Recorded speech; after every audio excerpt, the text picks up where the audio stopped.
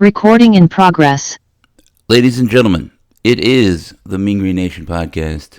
Welcome to it.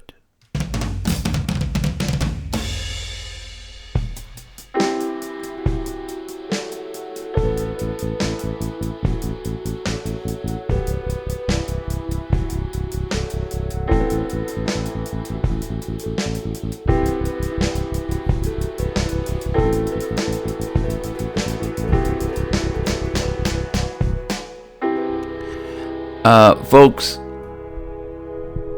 I can say pretty confidently that no one in the history of ever has woken up after North Texas has gone 10-1, after beating Rice, and then logged on to the Twitters or the X social medias and, enjoyed it. It's never happened before today. We are the first. Sundays are a little cozier after a Mean Green win, and they're especially extra cozy after North Texas wins to go 10-1. First 10-win season in really living memory for most of the North Texas fandom. It's incredible. Yeah. I'm sure there's some other guys who are like, no, I remember that. But also those people were more familiar with outhouses than anybody else. You know what I'm saying? So, it's like... You ever listen to closer to the Telegraph? Yeah, you ever listen to your grandpa tell some old stories? Like, yeah, we go to the outhouse. Wait, did you say outhouse? Yeah. Yes. All right. I can't take all of your advice, Grandpa. I just feel like there's some things that we're just not gonna be on the same page. So yes, Rice, right? I was reading some of their game notes, and they got a lot of things wrong.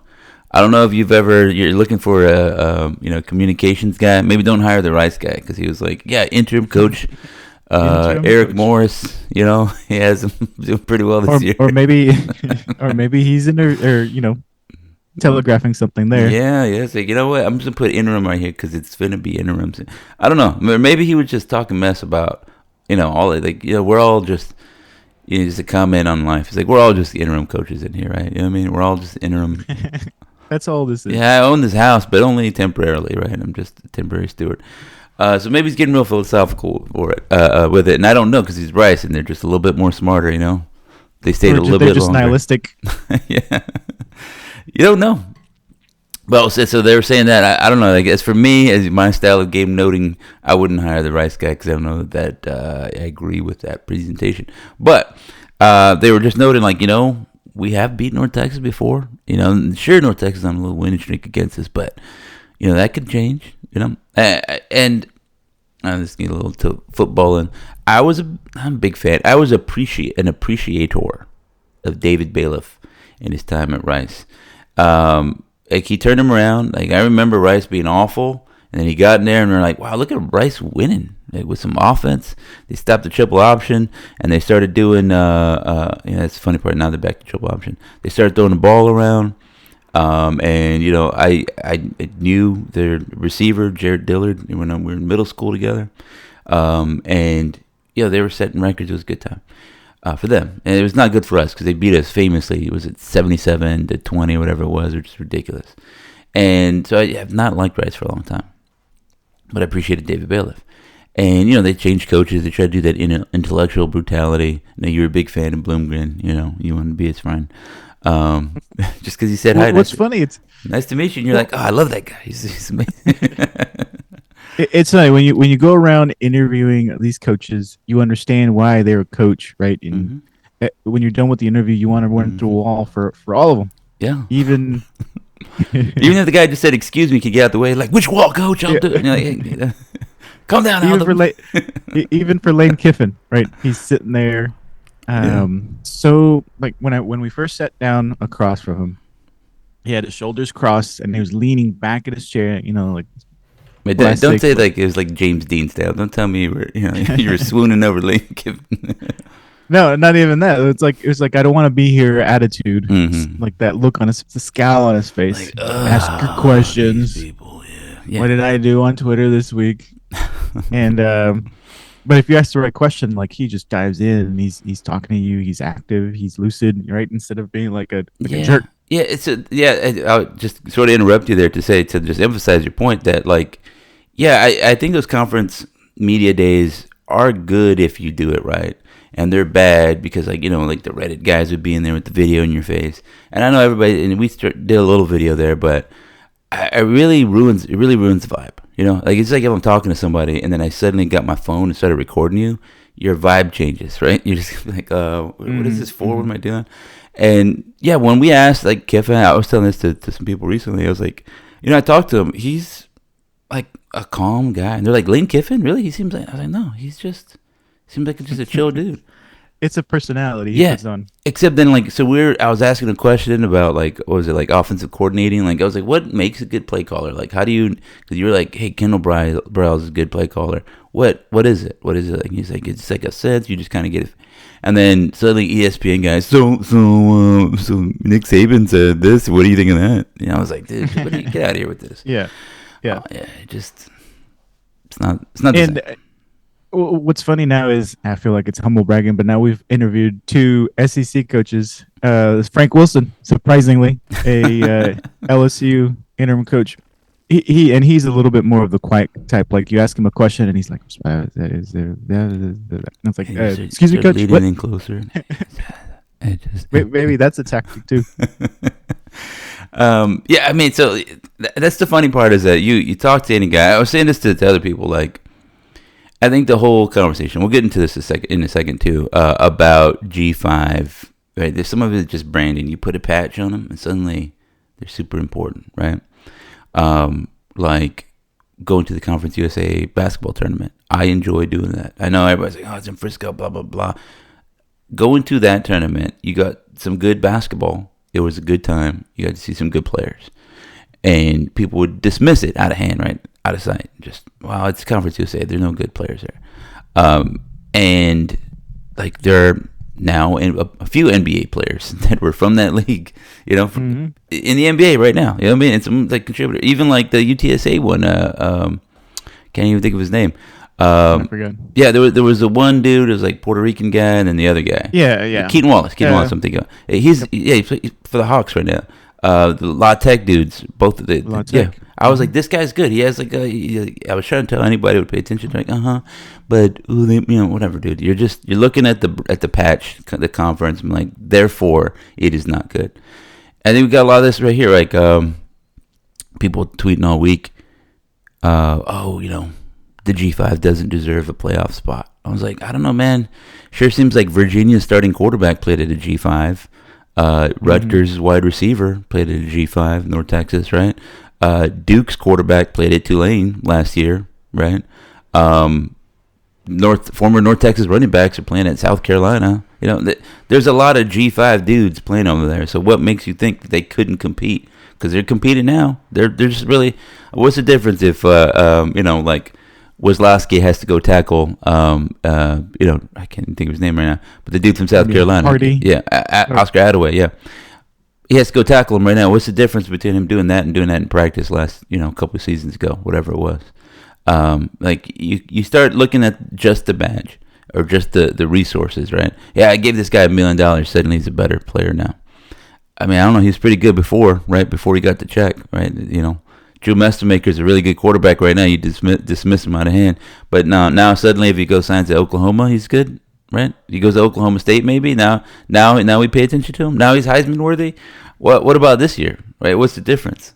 John Mateer, he was going to go play baseball, or he was going to play at Arkansas or Central Arkansas, and then he goes to Washington State, and then now he's at Oklahoma. Suddenly he's a good quarterback, or was he not a good quarterback before then? You know what I mean? Yeah, and it's the exposure, and kind of threading back to the early discussion with the Conference USA Media Days, with American Media Days, and things like that. It's they fewer resources, but they create a situation for the media and the coaches and players to be able to interact a little bit more closely.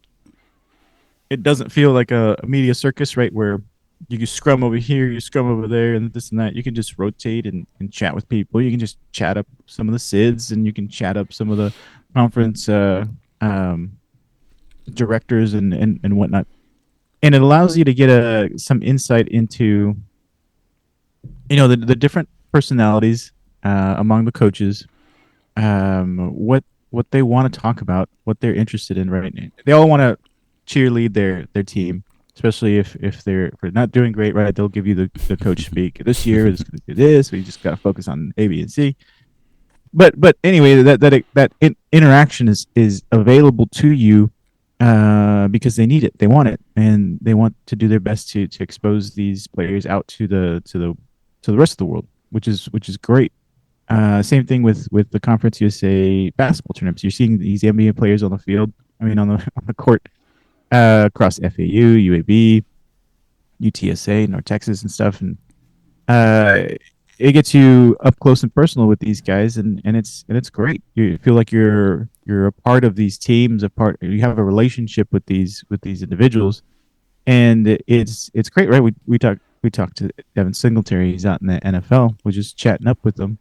Yeah, Aziz Al Shair too. That dude, remember he? Yeah. Al Shair, yeah. Which I'm not a huge fan of him, but so, Yeah. it's not about bragging, but it's about how these conferences within the G leagues, the G6, that gives you that exposure and ability to have those relationships in a more intimate setting, which I don't think you could get in those bigger power leagues. Not saying that I wouldn't want to be in a power league as North Texas, but given the current situation, it's that interaction is easier to get. Yeah, that's for us. Yeah, I see that value there. I think there's another aspect of it is I think some like fans and stuff, like if we get bigger and better and there's more money, more attention, then suddenly your prime seats and your perch there, like, hey, I'm one of the 5 donors. Now you're one of the 20, and now you're not as special, right? And some people want to hold on to that. I get all that. But like our friend the Rice SID says, we're all just interim here. Go back to the other part, the aspect of it is that there's good players, right? Again, FAU had some NFL dudes on their roster, right? So to dismiss FAU, to dismiss the program, dismiss their accomplishments when they're playing North Texas, or even to complain about North Texas falling short against FAU, right? When we did, is like, I think limited. You're not seeing that there's quality there, right? Like, oh, FAU, they shouldn't be beating us. Oh yeah, with a couple NFL guys on the squad, right? They're pretty good, We had an NFL running back. They have an NFL running back. They had an NFL linebacker. We didn't have any NFL linebackers. We maybe had 2 NFL corners. It's stuff like that. Like, you start to see the talent and appreciate it. But it's only after, if you follow it and you pay attention and you're not just immediately dismissing it.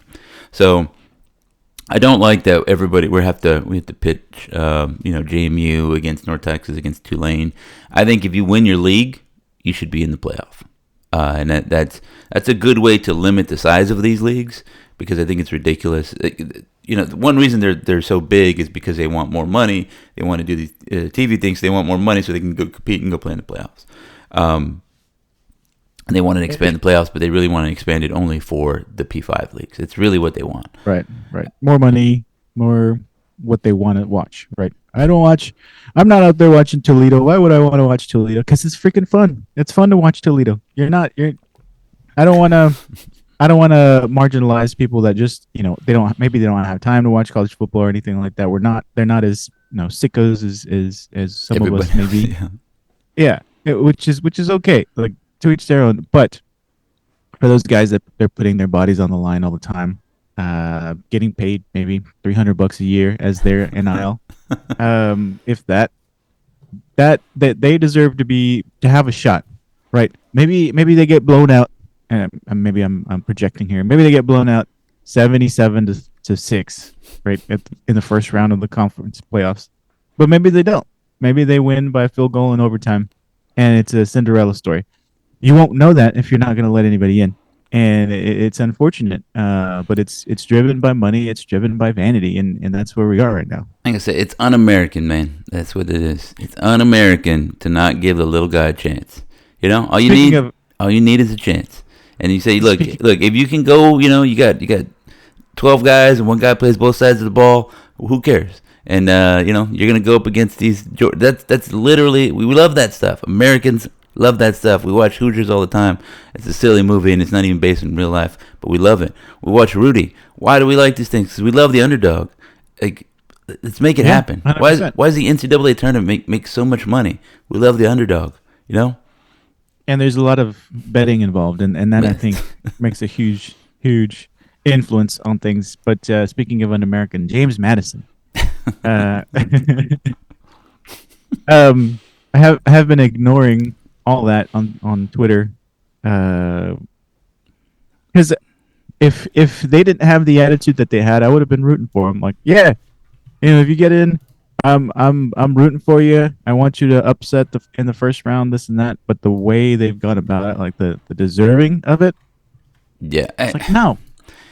Yeah, like I said, I don't like being put in this position, right? But like, so what has happened is that JMU fans are posting, and then some North Texas fans are interacting, and so then he gets put in my 40U timeline, and so then I see it, and I see some terrible takes in there, and then I mean, like I said, I'm the mental gymnastics. I have only so much mental discipline. I was tweeting, I was like like.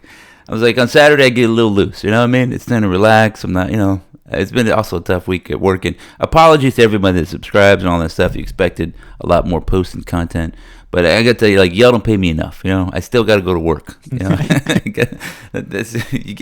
appreciate all of that. It makes it easier to sell to my wife. Like, I got to do it. Look, they got a little $5 a month or whatever, $8. Isn't that great? A little something. Yeah. You go ahead and get you the little Starbucks, even though we got coffee at home.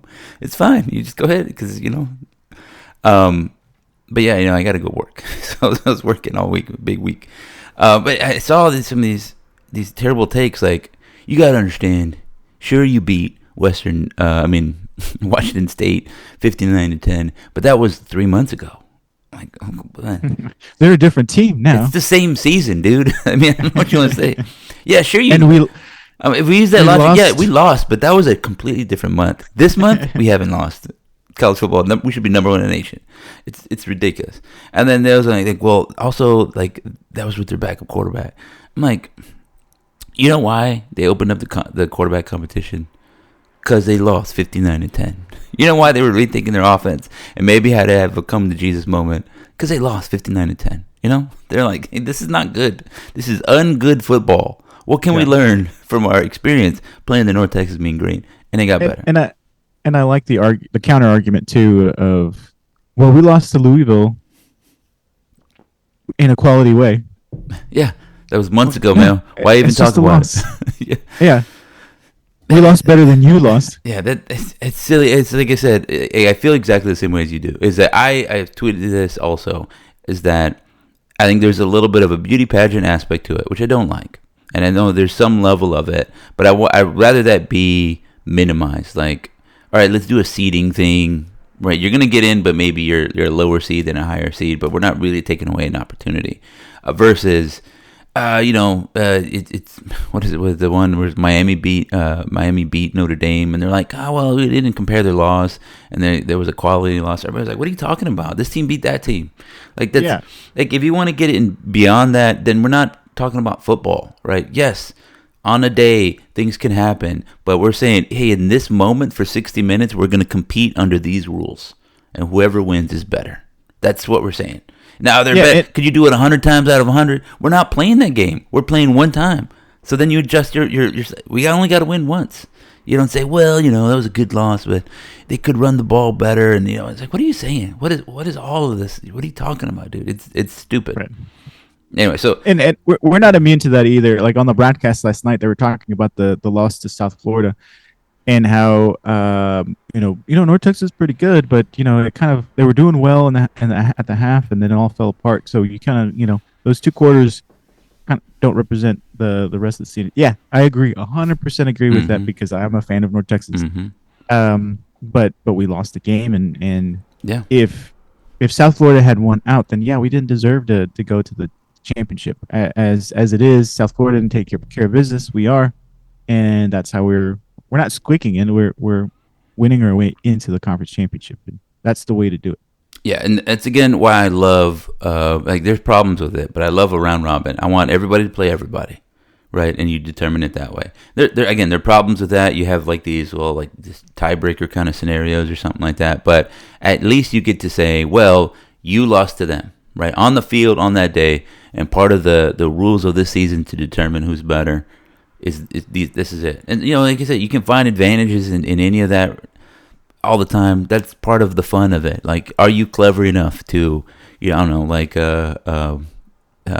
build your game plan so that you're saving enough so that when you play a good team late in the season, you can spring some surprises on them. To me, that's part of the fun of a football campaign.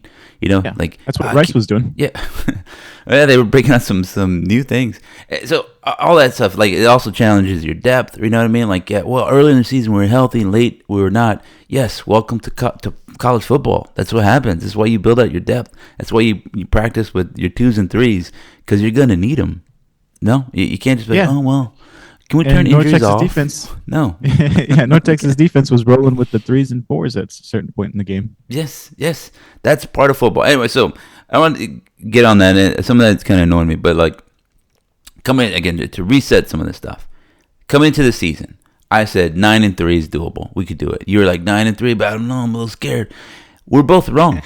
We were both wrong. 10 wins. I was way wrong. Yeah. Well, what are we thinking about that, guys? Run me out of the building.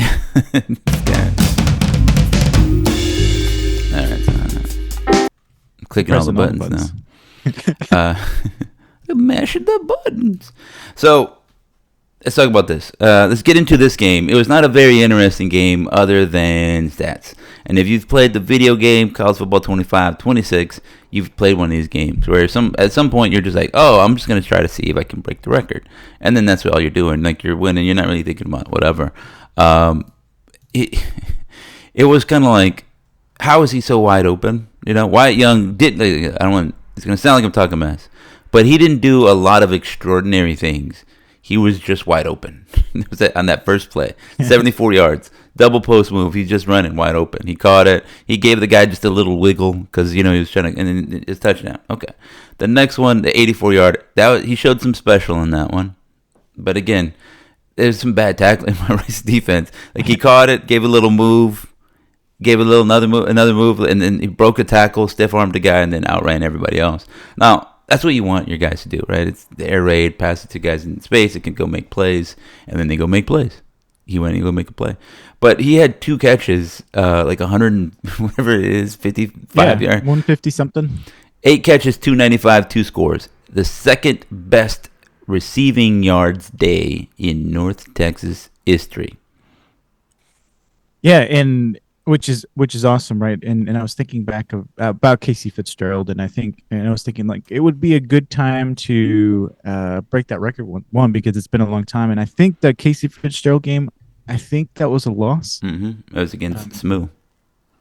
Yeah, and so it would be great to put a win up on that stat sheet. That first play where we was wide ass open. He's done it a lot this season. I say a lot. Probably count on one hand how many times he's done that to other teams on the same route. But he hasn't connected with Mestamaker on. Well, Mestamaker hasn't connected with him. He's open. Right. I didn't want to. The subject and the object. I didn't want to do that in the sentence. That the sentence had set sail. Mm-hmm. I just was trying to land it. It's out there. I didn't know where it was going. Anyway, There's been trouble all season for Mestamaker to connect with his receivers down the field, down the sideline. There was a stat during the broadcast that he said 34% completion percentage for passes beyond 20 yards. Like, we've seen that, we've complained about it, we've been concerned about it. But whatever it is they're doing in either the film room, out during practice, it is working. There has been some beautiful sideline passes. A couple weeks ago, the corner, the end zone pass to Dorner making a tremendous catch. Several sideline throws, that pass to Wyatt Young. He's getting hot, and it's at the right time. Yeah, I'll say a couple things. Like, without, I do want to get into this. We'll get into it a little bit later because people have been bothering me with this also. I don't like that every broadcast begins with like, oh, they might not be here, so Eric Morris, Drew Messamaker, Caleb Hawkins, like, who knows where they're gonna go? I think that's. I mean, it's like, I feel like a coach is disrespectful towards this team, but also it does ruin the enjoyment. I get why they're doing it. Like, you might see them at your favorite program, right? Maybe they're at Penn State, guys. Whatever. I think again we're bending a little bit too much towards the existing bases that are rabid. We're not. Well, it's unhealthy for the entire college football landscape. I think. Yeah, it goes back to the previous conversation that we're talking about, that the power conferences are more worthy, right? And so it garners attention to a wider audience that normally just watches Alabama, A&M, and Texas play over the weekend, and then they're done or whatever, right? And it forces them, not forces them, it entices them to tune in to watch North Texas. And like you said, like you're implying, like, oh, this guy might be on my team next year, right? These teams like Texas that are struggling at the quarterback position. I said it, and bringing in a redshirt freshman like Messamaker gives them an opportunity to kind of maybe sit for a year, wait for the Manning situation to pass, or be ready to take the reins. I'm not implying that he's going to Texas, but just an well, yeah, I mean, yeah. That's the thing, is that, like, so. If you watch any soccer, right, and I got into soccer a while back, and you can kind of see, like, once you get out of one thing, you start seeing patterns across sport. It's like that in, like, soccer also, right? You got smaller teams, I would say, like, Real Betis has a guy, he's, 18 years old, a little winger, he's awesome. And then people start circling around him. You don't even get to enjoy him there. He doesn't get to grow there. And then fine, like, there's also like budgetary reasons. You're like, yeah, we got to sell somebody because that's our model, is that we train up guys in the academy, we sell their contract so they can move on to bigger clubs and all that other stuff. And then, your PSGs or your Premier League teams start absorbing all those guys. And I think it's not fun and it's not great, but you can at least exist in that ecosystem. Your role in there, right? You're like, hey, you know what? We maybe are not going to compete with your PSGs and your Man Cities and whatever, who have like billion-dollar rosters, but for a time we can, because if we hit it right, we get the mix right, we can compete in one of these European leagues, right? The Europa League, the Euro Conference League, maybe even we can sneak into the Champions League and just kind of make some magic happen. And then we got to move on, right? Ajax did that. They had to sell Frankie de Jong and a lot of these guys that are all in these other places. Here's the other part: not doing as well, not winning a whole lot. And so, like, I think you start. I think for the players, they start asking themselves, like, yeah, it's great, I got money, but I went over here to Man City. I don't get playing time. I get a lot of pressure. I don't love it. I'm not where I wanted to be near my family, friends, all this other stuff, and maybe I had it good back when I was a little broke, a little bit more poor, but I was winning and enjoying what I love, right? Everybody's like, yeah, they got to get the bag while they're getting the bag. Yes, all that's important. But also important is enjoying the brief time you have to play the sport that you're playing, right? Yeah, and I might have this wrong, but like, does the player have a choice in those situations? Yeah, it's different in like international football, right? Soccer. What happens is that, like, say, Aldo Vina over there, he's playing for Denton FC, and you come up through the academy, and then over here in St. Louis FC, I'm like, you know what? We sure do like Aldo. He's a great winger.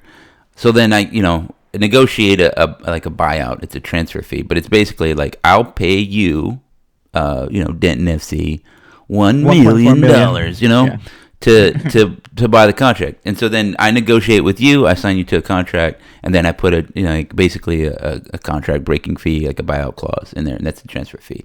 So that money helps soothe all the pains, right? Because, like, if your club trained you up, it's a lot of investment time, coaches, whatever, and then you just leave. You're like, what's the point? Why am I doing this? I don't get to compete. The guy just leaves forever. That's my issue with all the G5 schools and FCS schools and everybody on down, from the SEC on down, the Big Ten on down, is that what is the incentive to keep developing your Oscar Attaways, or rehabilitating your DT Sheffields, or giving the love of football back to Chandler Morris, or to, showing that Chandler Rogers can play quarterback at a high level here, and on Well, and on and and so forth. Yeah, I'm not saying like there's a lot. Like, obviously, the players have a lot to do with it, but if there's no North Texas there, those are 100 spots of, like that's one stage less, one stage fewer. If you disincentivize that to be there, eventually North Texas would say, well, I don't know why we're doing this. Why are we doing this? yeah, sinking all that money in the recruitment, spending evenings at families' homes, having dinner, and fighting off other teams, whether that's an Indiana offering Yeah. or a La Tech offering, and struggling to fight there. And then yeah, 1 year, and then they're gone. And I think you've mentioned it before, but it would be great to have transfer fee, right? Whatever you offer to that player, you got to give that school a certain percentage, or whatever it looks like. And I think that would calm things down, because then these schools have to take a look at, oh crap, now we have to have a budget for that. Yes. Um, Yes. That's this. So like this part is that like it's not perfect because in world soccer you have these state and private investment funds, like Man City's basically like it's Saudi Arabia paying for them, and Newcastle's the same, and PSG is the same, and that's really it's already happening. Yeah, I mean, yeah, but like you want to get private investment companies in the Big Ten or whatever like that. But I think, like I'm saying, we need to look out for the entire health of college football, and college football is not just. We'll say football, right? The NFL gets college football players, and that's where they get that their influx of talent. College football gets it from all ranks.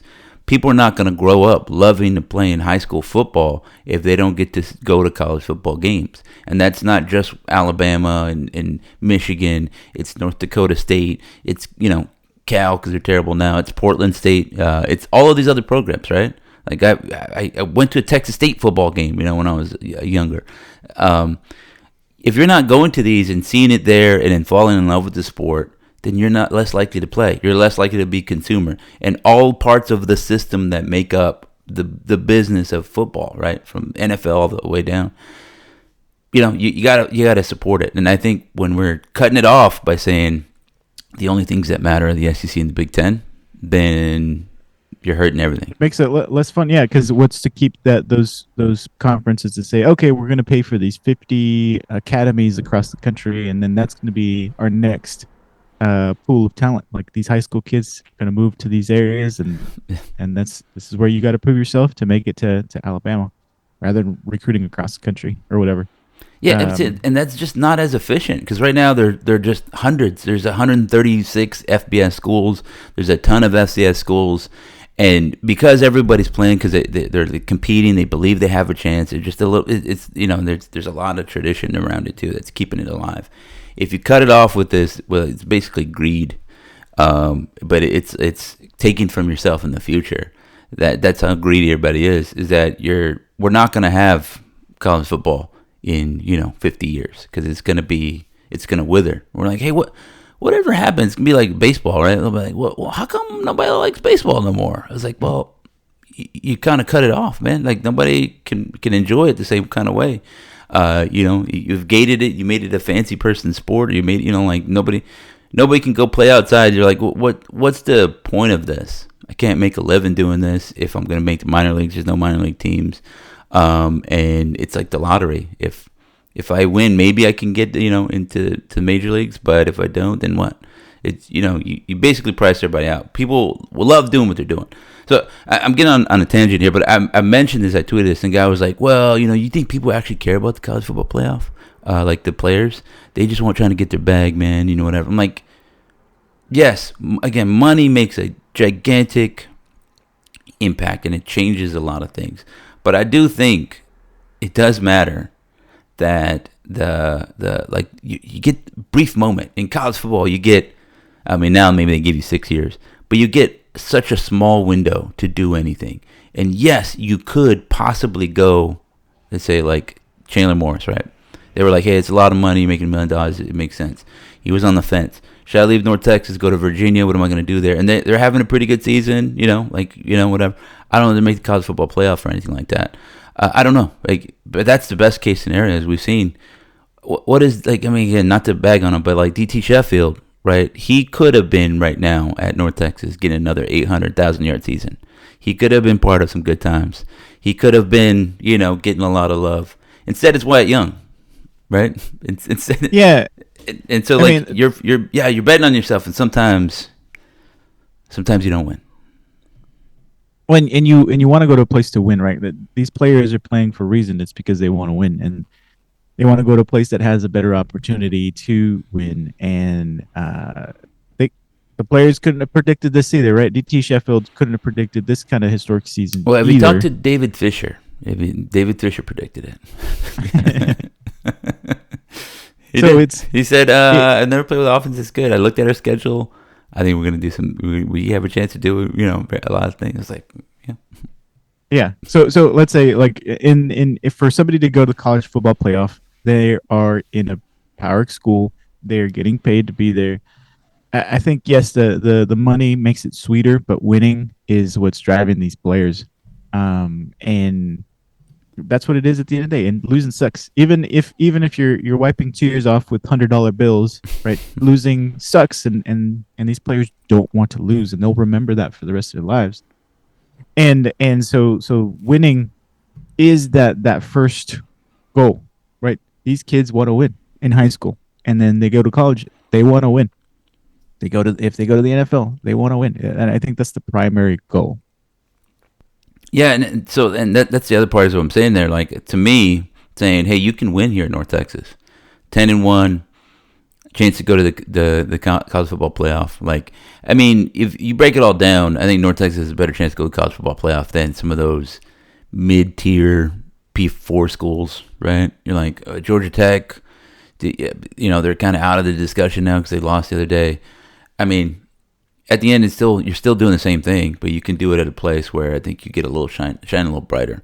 And again, I'm not criticizing individual players for their individual decision. I think, again, that I sort of agree a little bit with what Nick Saban was saying, is that we have to make it easier for people to make decisions that they want to make, right? We're putting a lot of pressure on people to say, and we're kind of saying, hey, you're out on your own. It's a tough business anyway. It's real cutthroat, and I mean, it's not all family around there. A lot of, like, hey, you're dropping down the depth chart. Maybe you should transfer. Hint, hint, and then kind of pushing them away. You get a lot of that. I mean, I'm not discounting a lot of that. What I'm saying is that, like, can you win at North Texas? Yes, you can. And I think it's unsustainable to keep asking fans of any program, even the bigger ones, to keep giving. It's a never-ending giving kind of thing. They're just, eventually people are going to run out of money. Right, you can't keep people asking people to subscribe $10 for some channel every month. Like, you want to watch ESPN, $10. If you want to watch CBS, that's gonna be another $10. Also, if you want to get season tickets, personal license fee. Also, we need your NIL money. Also, hey, look at that weight room's looking a little shabby. Need your money there too. Hey, buy some merch, buy some NIL merch, buy some bowl game merch. Yeah. Hey. It compounds and compounds, and North Texas is early on that journey, right? Because we have just started to show that winning, and so we're seeing $500,000 donations, 1 million, 2 million, this and that. Hey, we need this. Hey, we need that. And we're not tired of that yet, for lack of a better way to put it. Yeah. But we I will. think we were pre-tired of it. A lot of given by what a lot of people on the message board said. It sounds like something I'd get tired of doing, so I'm not going to do it up front. But Yeah.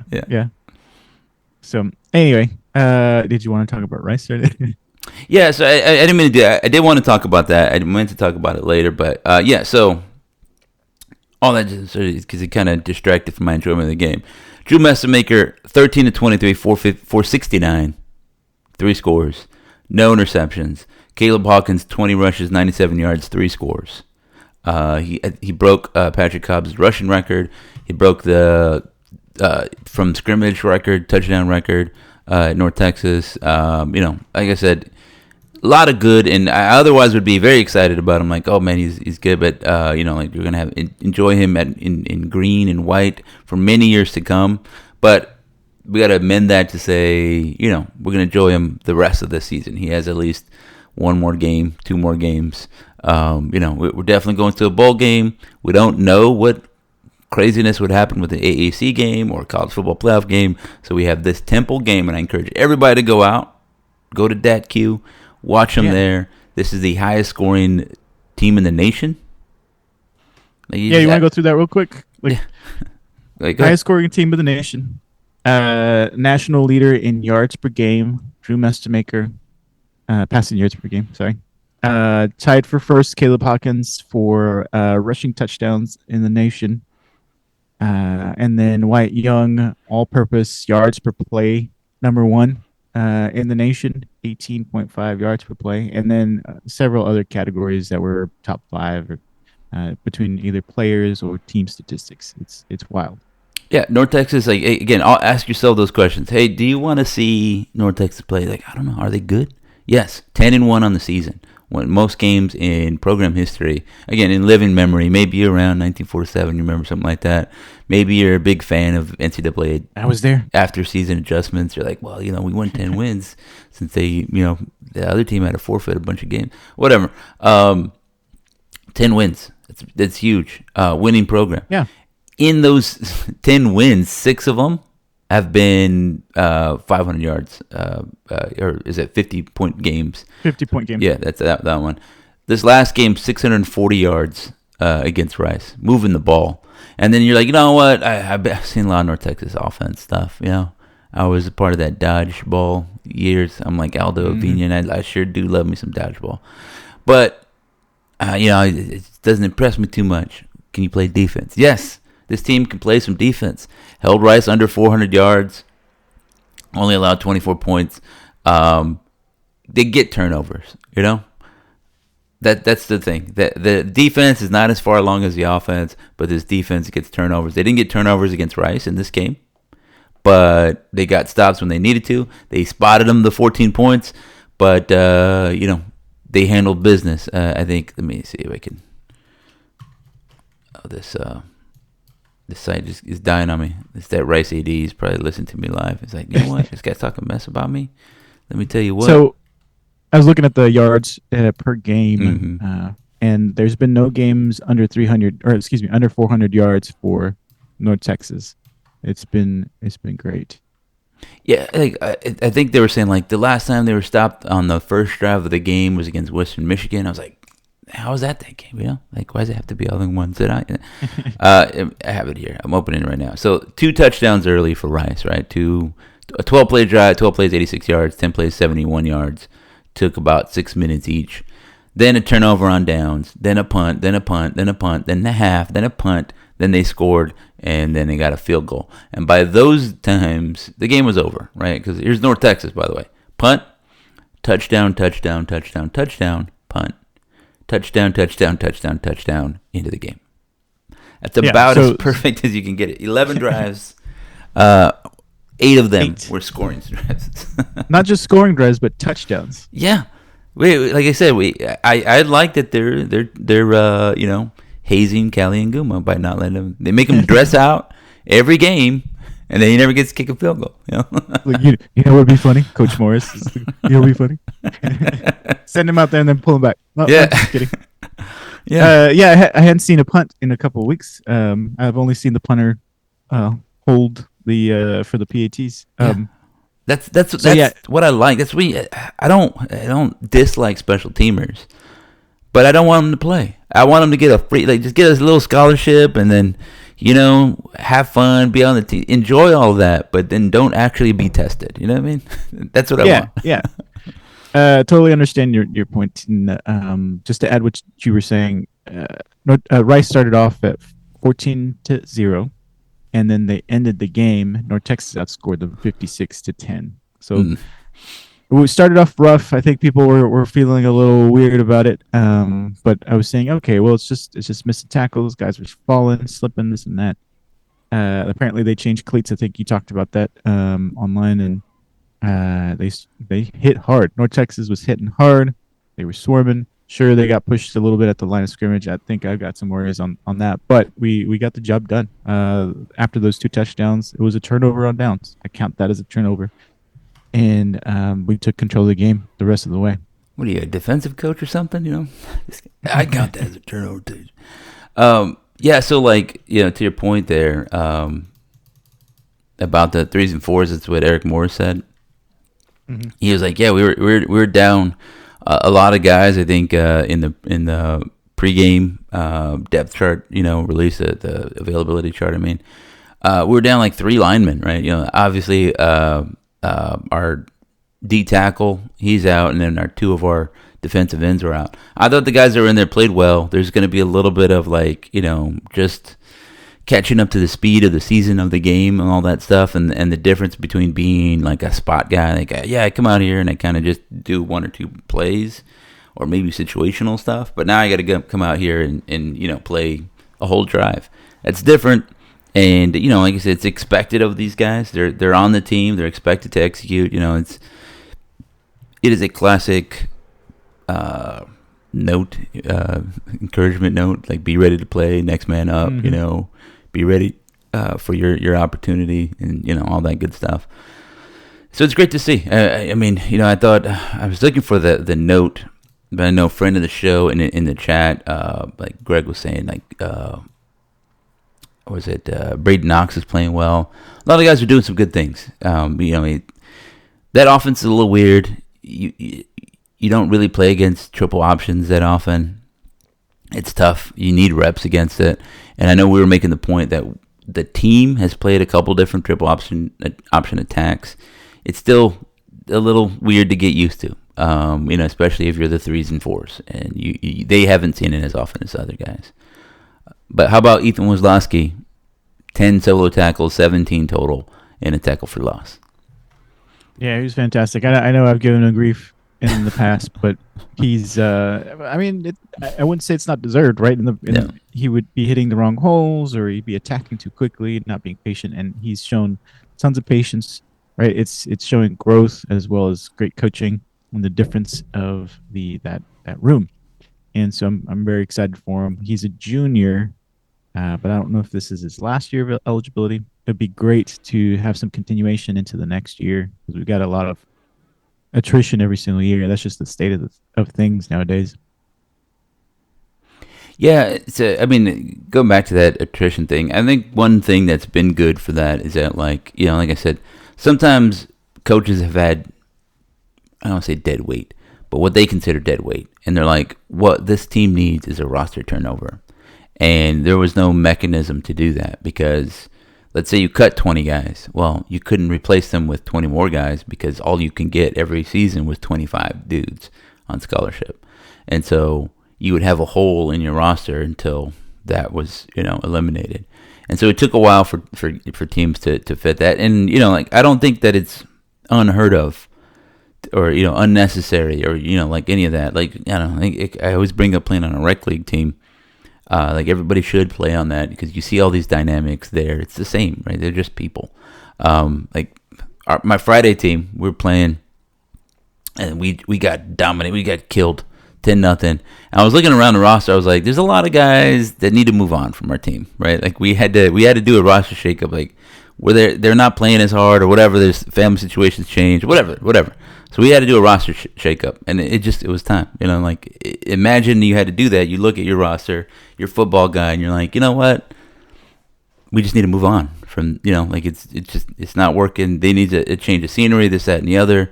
And that's the good part about the transfer portal, is that mechanism is there for, like, a healthy roster turnover quicker. You're not just miserable 3 years or something like that as a player or a coach, where you're like, this guy is not good. I don't really want him on my team. He's a cancer or whatever. Or this coach is terrible. I don't want to be here. I'm stuck here. So you got to part ways amicably and move on for all the best. But I think, like we were saying earlier, is that the meddling and the poaching, that's bad, and then it creates bad situations for everybody. But that's a separate discussion. Yeah, to bring us back, Ethan Day. Ethan Day is such a fun guy to watch. Transfer, we got him from Wyoming. Yeah. We can't be complaining. We stole him from Wyoming. But when he lines up wide nine, I'm always like, oh my gosh, I'm gonna wait for something to happen, and he's always in there disrupting or forcing somebody to speed up their reads, and it's just enjoyable. This defense, yeah, sure. We against the rush, we're one of the worst in the nation, but there's a asterisk there. We've had to go up against some of the best rushing teams or one of the heaviest rushing teams in the nation. We've said this before. Like, I'm reading off the top 25 here in terms of yards per game. We've got Army, we've got South Florida, Rice, we got South Alabama, and so it takes its toll, and I Yeah, think we're better. Navy should be up there too, and then also Western Michigan. They are aren't they currently leading the MAC right now? I'm talking about like in their league, not in rushing, but like in terms of win loss record, right? Oh, that's right. Yeah, yeah. They've got a chance for the conference championship. They're at number 39 In like total, like just rushing altogether. Is per that what you mean? game. Yeah. Per game. Yeah. Yeah, so like again, going back to some of the decisions, everybody makes mistakes, right? I thought Eric Morris made a mistake in choosing a. I think his idea was like, what defense has been giving my offense trouble? It's this three high stack one. That's the one that's been bothering me. I'm gonna hire that one. That's common. Everybody does that. But the problem was that he didn't look at his league. What's going on in the American? Everybody likes to run the ball. It's tough running in the American. You have two service academies running that triple option, and like Rice hadn't come in here with this triple option, but they were running that intellectual brutality with a power eye look there. They like to run the ball. Tulane likes to run the ball, and so then it was a little frustrating to see us line up in these 5 defensive back sets, 3 down lineman sets. And then we're like, man, we sure are getting run over and out physical. Like, I'm like, yeah, that's kind of it. Now, I don't think that like you can't play that defense because like Memphis does it, but Memphis had better players, more depth, and I guess we'll say better coach. I think North Texas has played very good. Their discipline, as somebody was calling that out. It's not to say they don't get beat. Sometimes they're getting beat on the edge. They're not doing a great job on the pitch man. Whatever. It's still tough, right? The scholarship players over there in Rice. But they were saying, like, one of the best tackling teams in the league. We were complaining about that last 2 seasons. Like, I don't know. If you can't tackle guys, I mean, that's a fundamental part of this game. It's like the wide receivers not being able to catch. You're just like, oh, what are you doing out here, man? That's literally your job, right? That's what you're doing. You're the defender. You got to defend. That means tackling guys. Football's a physical sport. You got to bring a guy down. You got to be very good at that. North Texas is. And I think you help yourself by being in the right position. If I know that the ball is coming this way and I'm ready for it, so I'm ready to tackle mentally to execute the thing I need to do. It's like in basketball to say, be ready to shoot, right? If I know the ball's coming my way and I'm ready to catch it because I know I'm going to be open, I'm going to catch it and shoot, it's easier to shoot versus like, oh, I wasn't expecting the ball here. Oh, yeah, I guess I should shoot. Same thing. If you don't expect the ball to come your way, like, what is this guy? He has the ball. You're not going to be ready to tackle. So, yes, there are a lot of things that connect to each other. And, good. I think this defense is good right now. In summary, in conclusion, North Texas is good. Yeah. I mean, so like I said, it's trying to squeeze out a lot of this Rice game. It was a 32-point line, I think it was. I don't think North Texas covered that. Or is that better? No, they did cover it. No, it was 32.5, I think it was, I saw. Yeah, North Texas was expected to blow Rice out, and they did. Cool, right? It was scary at first, but then North Texas said, don't worry about it, guys. We got it. We just need to tie our shoes.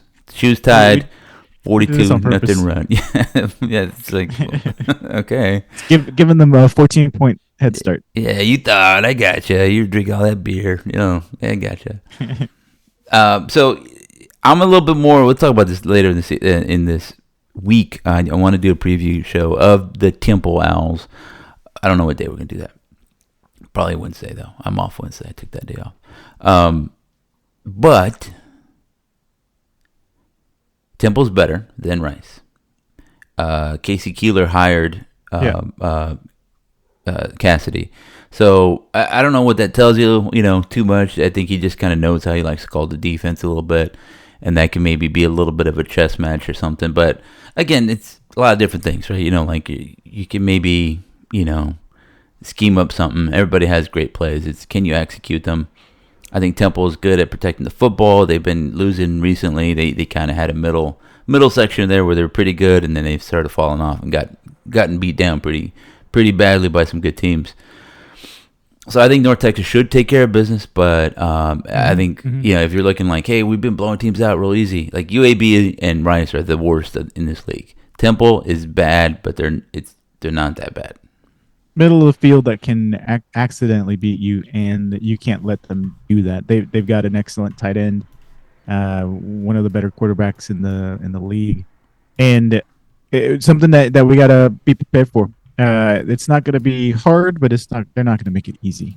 Yeah. It's again what we said before is that like you have to prepare for Temple as if Temple were that possible matchup in the college football playoff. Like you have to take them that seriously, and it's a mindset switch, right? North Texas is a good team. Teams are trying to play North Texas like, hey, this is a team that could make the college football playoff. We get to test ourselves. So people are looking at North Texas saying we get to test ourselves against these guys. It's a switch. And again, if you're going to move on, you're going to go to Arkansas, Oklahoma State, Baylor, wherever you're going to move on to. That's the expectation there. People are not going to be like, oh, and it's so cute. You guys are winning. They're going to like, you guys didn't get 10 wins. You suck. So it's a mindset shift. You got to be ready for it. I'm going to read some things off this. So the quote from Morris was, we're so beat up on that side. We had so many starters out. Linebackers, 4 or 5 defensive linemen. Quentin Hammonds didn't play. It didn't start well for them, for the defense, but they settled in nicely and got some stops on 4th down.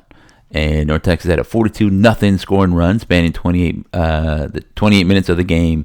Outgained Rice in that time, 510 yards to 110, including the longest play of the season, the 84-yard Mestamaker to Young touchdown. I feel like we keep breaking that record, longest play of the season. Every week. Yeah. I got another one here. Let's see. This is the post-game notes. These are going to be notes. I'm reading them at you. Apologize. It might be boring. You get to react. Just like, whoa, huh? Whoa. Oh. So this was the 14th all-time meeting. North Texas is leading the series 9-5. Under Eric Morris, we're now 10-7 all-time on the road, including 5-0 this season. So all this hype for him, right? Everybody's like, oh, we want to hire him. I'm excited about him. It's funny. I did this retrospective on him last week, whatever it was. That last year at this time, right? It was like we had just fired Capone, and everybody's like, I don't know if Eric Morris is the right guy. Like everybody, there's a lot of whatever. Mm-hmm. Like Eric Morris was 5-7 on the road. Right, we come into the season. We were saying, "Hey, it's a road game. We're not very good at the road games. Like going to Western Michigan is whatever." And even then, after the Army game, we're like, "Hey, the 2 road games he played, it was overtime games." But North Texas is now 5-0 on the road. Huge. Yeah, and we said this would be a defining hire for him, the defensive coordinator. Yeah, that's all it takes. Sometimes you're a genius. It's a binary thing. You're a genius, or you're the worst coach ever in the history of ever. 16-2 under Eric Morris when leading at the half, and improved to 18-0 when leading after 3 quarters. 50 points for the 6th time this season. Which I mentioned that. Only other time we did that, we scored 50 plus 4 times in 1951. And 8 touchdowns, 68 on the season, breaks a program record of 64, also set in 1951. Man, they were balling in 1951, them North Texas Mean Green. That was the year. Yeah. 56 points on the road, most in a road game since 62 at Sul Ross State, again in 1951, when they were killing teams. Do you know our point differential? On the season? Yeah. I'm going to go plus 17. It's plus 244. And it's a single season program record. I was going per game, sorry. And ranked 7th in the FBS, 1 of 10 teams with a plus 201, Indiana, Texas Tech, Ohio State, Utah, Oregon, Notre Dame, James Madison, your favorite squad, Miami, and Toledo. What was that? Sorry, do that point differential again. I want to see how close I got. Plus 244. 244. Oh, I was way off. That's 22 points per game. Yeah, this guy.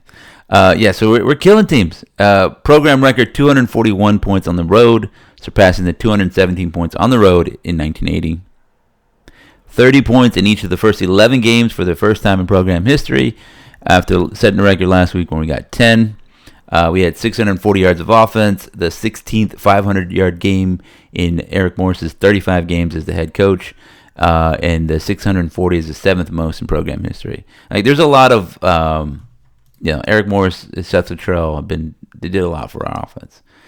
Really turning around. Now we're known as an offensive, program. First time we went 3-and-out on our opening possession since Western Michigan back in September. But I'm gonna be like a JMU guy. So that was September. It doesn't matter. That was like basically a different team. Didn't even count anymore, really, when you think about it. For the third time in 5 road games, North Texas trailed by double digits. 14 points to Rice.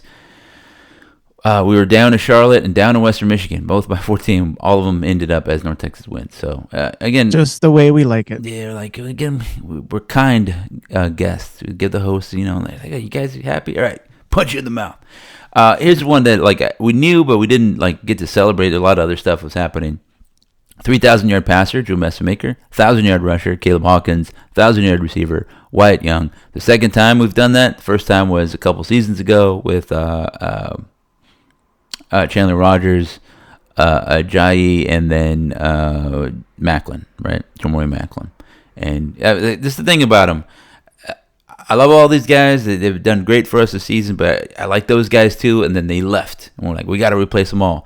And then they did, right? And then all those guys left. Our leading rusher, leading passer, leading receiver from last season all left. Now we got new ones. Now, Drew Messamaker, Caleb Hawkins, and Wyatt Young are doing a thing. So they leave and be like, well, it's next man up, man. The broadcast said the last time a freshman duo, quarterback and running back, had a 3,000-yard and a 1,000-yard season, I think was Trevion Henderson and I assume Justin Fields. I can't recall, but I think that was the last time that happened. Yeah, the notes here have that same the 3,100-yard combo. A&M in 2012, Johnny Manziel was, both the running and passing. And Arizona, Anu Solomon and Nick Wilson. Ohio State in 2021, C.J. Stroud and Trevion Henderson. Stroud, that's who it was. Yeah, and then there's a bunch of things about Wyatt Young, catching that. It was the longest pass since Blair Conwright last season, that 96-yard touchdown pass against Tulsa. You might remember that little wide receiver screen, took it up the sideline. I think we clipped that or did a film room on that one. 5 of 5 in the red zone and scored on 60 of 63 trips in the opposing team. A lot of that, maybe most of that, is Caleb Hawkins just running through dudes. It makes it real easy. Just hand it off. He scores a touchdown. You don't have to throw something in the end zone. I remember last year at Memphis, we were trying to score, running all kinds of silly plays and whatever. And you're like, man, if we could just run it, that'd be great. This year we'd give it to Caleb Hawkins and he'd run it. Yeah. We'd feel real good about things. A lot of notes. I don't like the way they do the notes sometimes, but like Caleb Hawkins is good. He's the only one that you heard all the touchdown scores. Notes about him, like he passed up Patrick Cobbs, et cetera, all that good stuff. Here's the other thing. Go ahead. I said Cobbs needs to buy him like whatever hamburger he wants, and then Caleb Hawkins needs to buy his own lineman whatever bucket of chicken they want.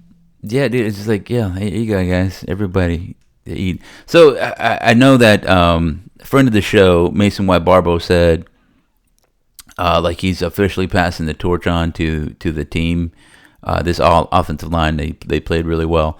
It's the thing they have, and because we haven't talked about them a lot, that's how you know they've been playing well, right? Like, only true sickos really love O-line play. Like, I like offensive line play, but I mean, I didn't grow up imagining myself doing a great run block. You know what I mean? I was imagining myself being Barry Sanders or something like that. You know what I mean? Pancakes. Yeah. So it is what it is. Like, it's an essential part of the thing. And then when you're talking about like how bad they are, when you really know the offensive line, you're like, it's because they're not good, right? You're like, what are we doing? It's number 67 right here. What is he doing? Yeah. So none of that. The guys are killing it. They're dominating out there. Now, I'll say there's been times this season where we talked about them, like USF really got into the backfield and made Drew Messamaker uncomfortable. We talked about all that. But a lot of good by this team. And yes, when your running back is setting records and your quarterback has all day to throw, you've done a great job. So great stuff. And it makes things easier. Yeah. All right, let's talk about the notable Week 13. Wyatt Young, Drew Messermaker, and Caleb Hawkins all made the list. Let's talk about results in the American, and really we only care about a couple of these, but we'll do it real quick. Army lost to Tulsa late in the game, 26-25. What do you think? I mean, not much thoughts there. Tulsa finally got a win. For a team that's been struggling all year. Congrats to them. Army. It's a big fall off from last year. No longer the conference championship champions, and that's okay. Pass off the torch to somebody else. Yeah, I don't like it for North Texas metrics, and I don't like having to think that, so I feel dirty for thinking about that. But it is what it is. Georgia 35, Charlotte 3. I think Georgia really just took their foot off the gas. They were just like, we're just going to run the ball. We got a rivalry game coming up. They're not really challenging us. This is basically a scrimmage. Yeah, there's so many. It was weird seeing that scheduled so late in the season, and then some other teams scheduling some FCSs. I think. Yeah, SEC, man, they love to do that right now. You go play Samford or something. This is silly. Yeah. UConn 48, Florida Atlantic 45. UConn's 9-3. UConn is like an unofficial American member. I think they played like Rice and like Charlotte. They played a few American teams, including Florida Atlantic. And Florida Atlantic was winning for a little bit here, and UConn won late in the game. I think this was. Weren't they in the AAC recently? Maybe I'm thinking of Cincinnati just because they both start with C. That one, yeah. But I mean, I don't know. Like Florida Atlantic, I said, there's a world where North Texas's offense looks like Florida Atlantic, and you're like, wow, the guy's throwing the ball 50 times a game, but not as efficiently, and they're not winning. Yeah, I think their quarterback is number 2 in the conference. Yeah, but he throws a lot of interceptions. They don't run the ball as well, and I mean, so that's like the bad version of the air raid. Just because you run the air raid doesn't mean you're going to go win with it. There's a lot of other stuff involved in it. South Florida 48, UAB 18. This was played 2 hours after a stabbing, where the offensive lineman stabbed the defensive lineman. As they're having breakfast, like what's going on over there, man? That's crazy. State of things. UTSA, and well, I should say last comment. All right, go ahead. Trent Dilfer was a terrible hire. They shouldn't have done it. I feel bad for the program. He was not even their best teammate on the Ravens squad. So we'll say like. You go see ruins and stuff, and you're like, man, what was this like? Did people know how great this place was before, It's kind of like that, looking at UAB, is that they were a very tough program. I went to, because I was doing the Conference USA report thing, I went to the UAB versus UTSA game, the one that UTSA won on the final drive right before they played North Texas, and North Texas beat them. Go Mean Green. It was a crazy atmosphere. UAB had them beat, and really Bill Clark should have went for it like on 4th down in midfield, and they also had UTSA stopped, and it was like a little, like I said, Frank Harris magic where they just miraculously. But there was a moment there where UAB was about to win the conference. They win that game, then they have the inside track on going to the conference title game and even hosting it. And they would have played Western Kentucky or whatever it was, and that would have been the deal. And then, just that one came out on that one drive. And basically from that point on, UAB's program has deteriorated. And, like Bill Clark had to retire. They hired Trent Dilfer. They don't keep, the other dude. And it's unfortunate that Bill Clark had to retire. I think it was for health reasons, if I remember correctly. Yeah. He's doing all right. And it's a shame what Trent Dilfer did to that program. It's just one of those situations where it's just he was not prepared to do what it took, and you just feel bad. You even though they're not a rival, but they're an opponent that gave us headaches during the Bill Clark era. He was a great coach, had that program going, like you said, and just to blow it all away in just one tenure is awful to see. Yeah, it's like, like I said, there's a little bit of, like, it's all the American Conference, but there's a little bit like Legacy American and then the Conference USA teams. And they, American, do not respect the Conference USA teams. And so it was, like it's like UTSA and UAB were the class of the league in Conference USA for the last towards the end there. And I know like North Texas made the conference title game, but we're basically, like it was sort of a surprise thing. So coming into the league, you wanted our best, like Florida Atlantic and UAB and UTSA, to show how, hey, the Conference USA had a little something to it. And UAB falling off is kind of like, well, this is what, this is your conference champion for a little bit there. And like, well, I swear they used to be good. Come on, do it. Do the thing. And they're just like, whoa, whoa, whoa. It's terrible. UTSA, well, again, like I said, the Alamo Dome beat East Carolina 58-24. I should note that UTSA does lose at the Alamo Dome. They lost to Texas State this year. But they do not lose in league play at the Alamo Dome. They don't do it often or ever. Yet it's an off-site stadium that they don't own, but at this point, don't get your own stadium. Just keep it there. Well, it's like USF is the same, right? They play in an NFL stadium, and I think the only, I don't know because I haven't been there, but East Carolina has like 45,000 people show up to that thing, and you see teams go to East Carolina. You look on the schedule. I don't really think about East Carolina too often, but then you see them, you're like, oh man, they got blown out at East Carolina. Then you go watch the game. You're like, oh, it's like a madhouse there. Like it's kind of crazy, like how intense it can get. And I feel like there's a little bit of that there. Like the Alamo Dome is loud and echoey, and I think they do pumping a little noise. And again, if you're not used to it because you're like, well, we played at Charlotte where there are two people. We played at Rice where most of the fans were our fans, and it's an open air stadium. To go into a dome, you're like, whoa, this is louder than I've experienced things before. It's a little bit of a shock. Tulane. 37, Temple 13.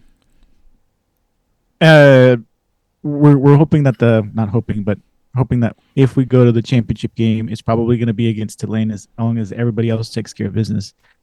Tulane's also has an easy matchup next week, if I remember correctly.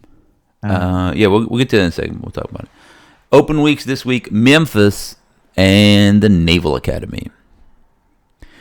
Speaking of Week 14 schedule, Thursday, that means Thanksgiving. Navy at Memphis. You excited about that one? Let's go. Yeah, I'll just say it. Let's go Memphis. Let's be done with Navy, and then it just North Texas and Temple and Tulane. I'm sorry, as the one-loss teams. We don't got to talk about college football rankings and playoffs and tiebreakers. Like we beat Navy, so we have the tiebreaker against them. I don't mind if Memphis takes care of Navy, and we're just done with that whole conversation. But if Navy wants to beat Memphis, that would be funny for other reasons. I also kind of want Memphis to win because I want Ryan Silverfield to go to Arkansas, so that we can keep Eric Morris selfishly for one more season. Maybe that means he goes to Oklahoma State, but whatever. I'd like to keep Eric Morris at least one more season. I'd like to keep Morris, Messermaker, Caleb Hawkins, Wyatt Young, so that way we can go to the Alamo Dome and get a win there, because I think that's what we need. We need to break that curse, and we need their best players to do it. Yeah, it's not happening. There's too many openings, good openings this year for that to happen. Anyway, I don't want to. Yeah, again, I guess that's the Navy and Memphis game. Do you care? Are you rooting for one of those two? I find it hard to root for Memphis. These colors don't run. All right, you see this green on my jacket? Who are you rooting for? Navy versus Memphis. So I'm asking you. I'm rooting for North Texas. How does it in rooting for North Texas? Let's say Memphis is driving. Are you excited or? I don't mind if Navy loses, but I'm not rooting for Memphis. I can live with that. All right, Friday, Temple at North Texas, 3:30 p.m. I think it's Eastern time. I forget what it is. Go to the game. Y'all should be at the game. Saturday, East Carolina at Florida Atlantic. In paradise, they say. East Carolina coming off a hurting. Florida Atlantic coming off a terrible loss at home to UConn. By 3, it's terrible, like emotionally, all the other stuff. It's like two offensive teams, pretty good teams. But nobody cares, right? East Carolina's out of the conference title race. It's over. Nobody cares. Unless they win and everybody else loses. Yeah, it just has to be a ridiculous cascade of things. UAB at Tulsa. Basement bowl, like who has to get the broom and clean up after? Army at UTSA. You know what? If any team can go into the Alamo Dome, or as Peter Vesey once said, the cavernous Alodome. I believe it's Army. I believe in our armored forces. Yeah, salute to our troops. Go down there and take care of business, boys. I believe in you. It's Military City, USA. So that's the other part. Is there's a lot of people that are going to go. You're right.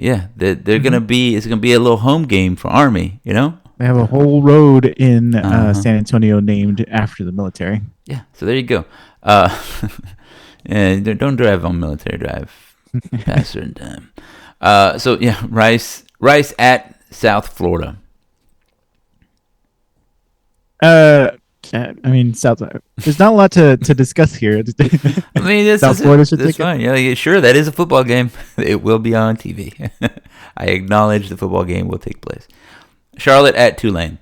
Charlotte, it'd be kind of funny. It would be real funny if Charlotte upset Tulane, because Tulane, they got that private school kind of mentality. Everybody there is like they're real annoying in their own special way, that Tulane type way. And if Charlotte, program going nowhere at the end of their rope, just want the season to end. If they go down to Tulane and they upset the Green Wave, that would be quite hilarious. We don't want that, though. You don't want to play, because we'd have to play Navy. You don't want to play Navy one more time in Denon? Well, okay. In our conversation, where the expectation is Navy would lose this week, South Florida would win, Tulane would lose, and then South Florida would host the championship game. No, we'd do it because we have one loss. South Florida would have two losses, so we have the better record. So we'd host. Gotcha. Okay. So it's basically any way you slice it. Like right now, Tulane has a better CFP ranking. So we haven't played each other, so we're both one loss. So that gives them the tiebreaker. So I'm looking for something that gives us the better one.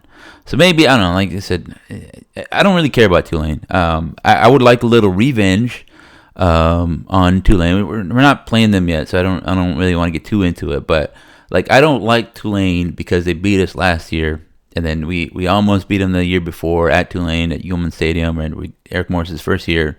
That was fun and whatever, but we're jumping up and biting them. And then they beat us in 2013 with Joe Montana. I don't like Joe Montana. I'm a Cowboys fan. Joe Montana's kid beat us. You know what I mean? I'm just like, these guys, yeah, man. I forgot about that. Yeah, exactly. I didn't forget about it. I have never forget large reserves of sports hate. And I'm just creating more space for that. You know how they're building data centers all the time? I'm building data centers for my sports hate. I'm just there. Joe Montana once shook hands with his dad, and now this guy is a concession stands dude. I hate him. So whatever. It's gonna be like that. So yeah, there you go. It's all down to this. Here goes, folks. Yeah, this game's giving me a headache. I just need it put simply, please.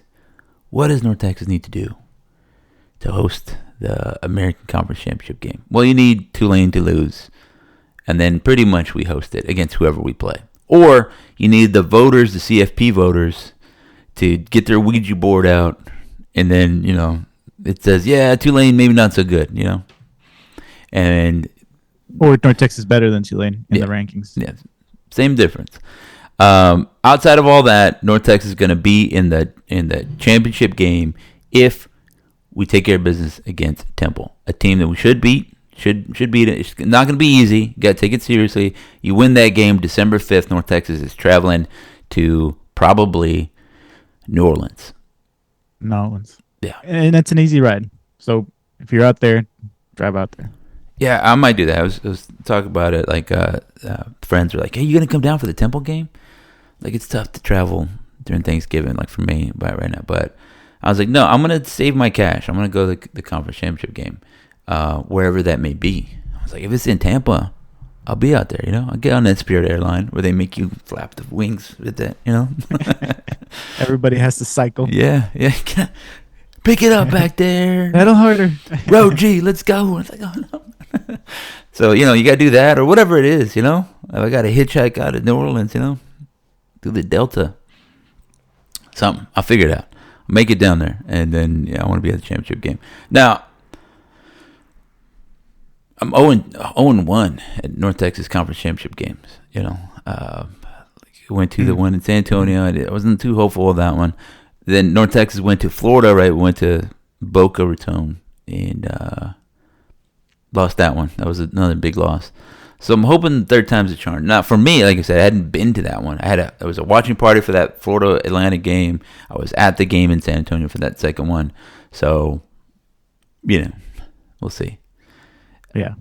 I guess walking out of that stadium, out of the Alamo Dome that night was not fun. No, it's not fun. Well, the other part is that I've also went to the Middle Tennessee versus UAB conference championship game in Murfreesboro, and then I've also went to the Alamo Dome for what's it called? UTSA versus Western Kentucky. I gotta say, I was rooting. Like, I wanted Western Kentucky to win. They didn't. I wanted, I guess, Middle Tennessee to be. I didn't really care in that one. I didn't have a rooting interest. But it was kind of weird to see, nobody show up for Middle Tennessee conference championship game. That's when I knew Middle Tennessee had nothing. I was like, it's a title game, y'all, and nobody's here. What are you doing? What are you doing? There's nobody here. What's going on? They're like, oh, well, it's kind of cold out. I'm like, what are you saying? I was like, if North Texas hosted a conference championship game, it'd be full. We'd get a sellout. And I was like, I was right. The Alamo Dome was packed for the Western Kentucky game. Whatever. And, other places, some places don't care about football, and that's fine. Middle Tennessee, shut it down, guys. Just close up shop. You probably need another parking lot anyway. That's it. Ladies and gentlemen, this has been the Mean Green Nation podcast. Thanks to Aldo for staying a little bit longer. Ooh, it's a long show today. I didn't even realize how long we went. We talked a lot. Aldo, what are you eating for Thanksgiving this week? Well, it's my least favorite food holiday, but I've been learning how to eat. Yeah, I don't like pumpkin pie. I don't like cornbread, but I'm gonna smoke a turkey. Wife's gonna roast a turkey. So we're gonna do 2 turkeys, mashed potatoes, green beans. That'll be good, and people will bring some desserts. It's a bit that you're just anti everything, but then I'm like, maybe it's not a bit. It's like, anti-America. Yeah, Thanksgiving, not my favorite. Christmas, I hate giving gifts. Okay. I just want to grill something like 4th of July. Best for food. Yeah, if it weren't for all them fireworks, I sure would like 4th of July. It's a bit loud on that day. It's like, all right, okay. All right, man. Just old and grumpy. Yeah. All right. Thanks for listening to the show. This is a long one this week. Thanks to Aldo for enduring it, holding him against his will. Ladies and gentlemen, go Mean Green. Go Mean Green.